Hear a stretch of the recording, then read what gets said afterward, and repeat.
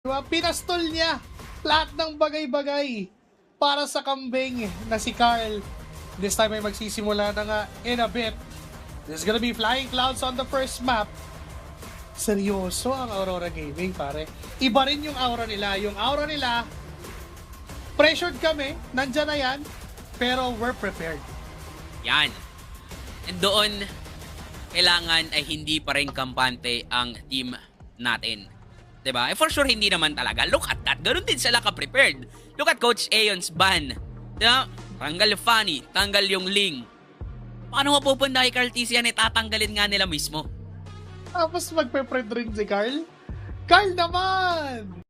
Ano ba yun? Nagtatanggal ka ng assassin tapos let Carl TC play assassin. Let Paki-spam Carl.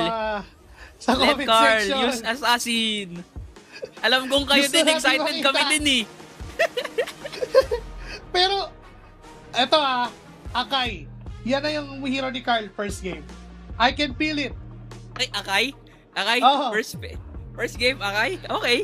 Tingnan. Yung Eto, assassin. Hirara. Hirara first pick. Pwede rin naman. Carl TC, Hirara.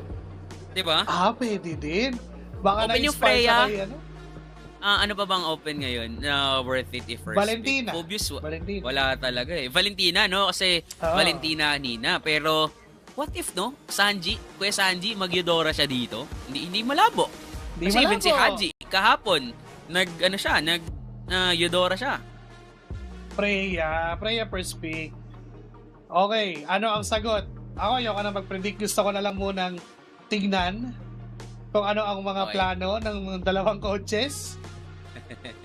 Pili ko kasi, ano na to eh. Ang bilis! SB agad! SB na? Hindi ko kasi masabi para kay Sanford na agad yun eh. Kasi tignan mo, si Carl yung humawak eh. Pero, most likely,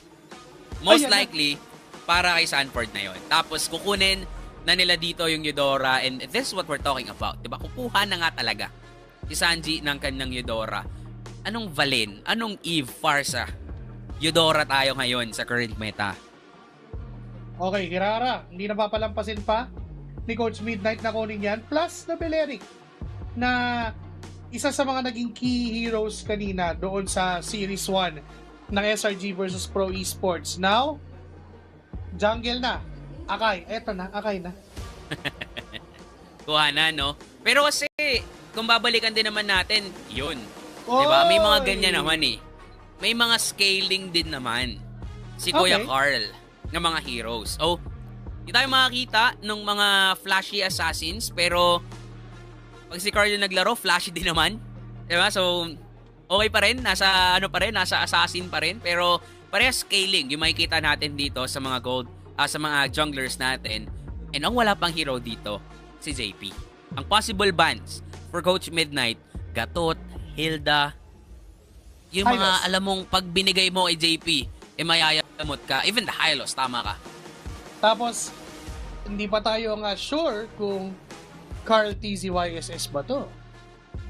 Malay natin, kay Teddy pala.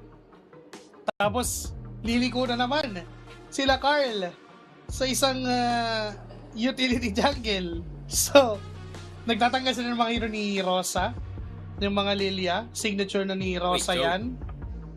So, ang tatanggalin ni Coach Midnight against JP. Aba, parang parang ibang gusto mangyari ni Coach Midnight. Instead of the Gatot, Hylos, Hilda, yung Chow na lang. Ayun, nakita ko na din yung camera nandun nga sa headset. Sa gilid ng headset. May harang kasing buhok. Alam mo na si Coach Midnight, umiimo-imo yan minsan eh. Siyempre. Nakaharang yung buhok, pero tingnan natin ano yung iharang din nila dito para hindi maban o para maban pa for this last bans for the two teams kasi they're really taking time, no? Pwedeng ang sunod na lang tanggalin dito, sasabihin ko sana possible gold or XP kasi yung possibility nga na XP Freya mataas. Pero sabi nila mas okay if Selena na lang daw ang tatanggalin. Bakit ba Selena? Ano bang meron dyan sa Selena na yan? Daya kasi ngayon ng Selena, sinisiso Hunter, tapos pinanglilish ng jungle.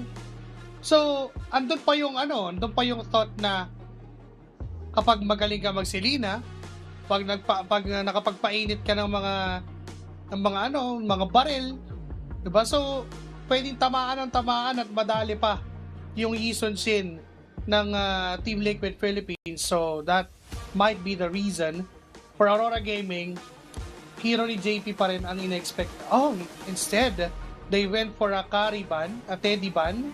Still there is a Claude. Pero ayan na. Ayan na. In a world full of Marcel and everything and Glue Roam, Daddy JP, pag open ang gatot, maggagatot. Gatot Kacha. Matik yan kay Daddy JP. Now for Aurora Gaming, last two heroes para sa kanila.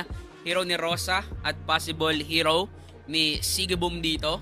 Parang sila pa nga yung dapat kumuha ng carry. Kasi kailangan nila ng pantunaw dito sa isang Gatot Kacha plus the Esmeralda. Tapos para naman kay Rosa, pwede pala din sa kanya manggaling, no? Pwedeng Lunox. Uy! Ano to? Coach Mid Rafa Mid? Rafa Coach Mid? XP Peleric? Bele? Jangge? Oy! Rafa Mid! Rafaela Mid! Coach Midnight from Aurora Gaming Turkiye. Pinoy yan Pinoy yan guys. Si Midnight yan. Yung caster yan. Legit siya yan. Sayan. Legit. Sayan.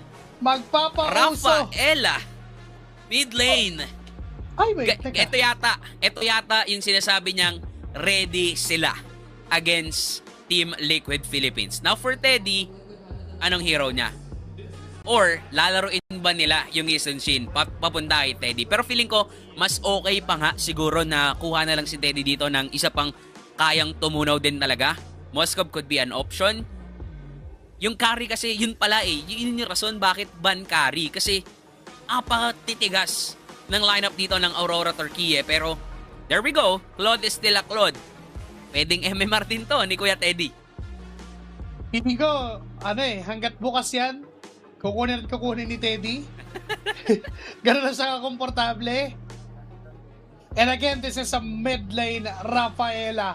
Hawak ni Rosa para sa Aurora Gaming Turkiye. Ito ba ang hinanda ni Coach Midnight kontra sa powerhouse na Team Liquid Philippines? Nakakagulat ang mga tagpo. Hindi ko in-expect yung Rafaela mid lane. Pero tingnan natin kung paano tatakbo ang ser nito. Again, this is Aurora Gaming ng Turkey going up against our very own Team Liquid Philippines. Hindi man tayo napagbigyan dun sa mga flashy assassins na in-expect natin kay Kuya Carl.